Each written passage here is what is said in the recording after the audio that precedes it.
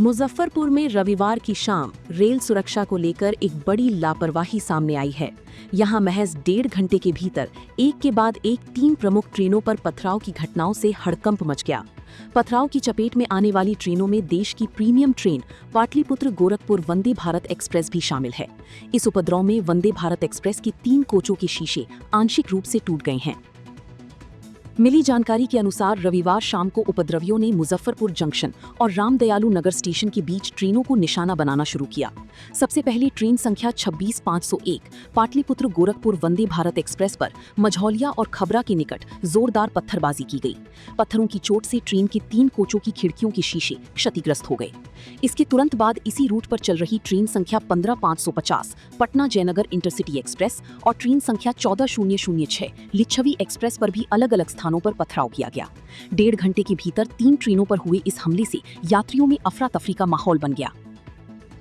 एक साथ 3 ट्रेनों पर पत्थरबाजी की सूचना मिलते ही रेल प्रशासन में हड़कंप मच गया। मामले की गंभीरता को देखते हुए मुजफ्फरपुर आरपीएफ और हाजीपुर आरपीएफ की टीमें तुरंत हरकत में आ गईं और घटनास्थल पर पहुंचकर जांच शुरू कर दी।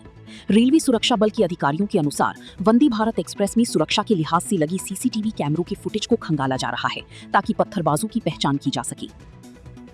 शुरुआती जांच और स्थानीय इनपुट के आधार पर रेलवे पुलिस को आशंका है कि ट्रैक के किनारे खेल रहे बच्चों द्वारा खेल में ये पत्थरबाजी की गई होगी।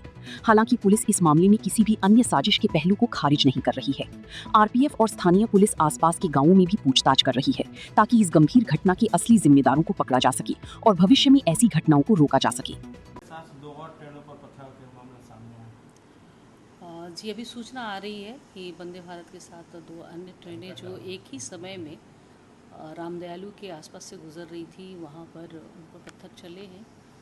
एक में हमारे एस्कॉर्ट पार्टी भी है, उन्होंने भी सूचना दी है और इसकी जांच हो रही है। उस जगह पे एरिया डोमिनेशन हम लोग कर रहे हैं। प्रथम दृष्टया वहाँ बच्चों के खेलने और उनके द्वारा ये जिज्ञासावश करने की बात आई है, लेकिन इस पर हम लोग गंभीरता से जाँच कर रहे हैं। दोषियों को चिन्हित करके और हम लोग उस पर कार्रवाई करेंगे। अभी तक ऐसी सूचना नहीं है और शीशे टूटने की सूचना है और आरपीएफ ने इस पर केस दर्ज किया है और उस पर अग्रतर कार्रवाई की जाएगी।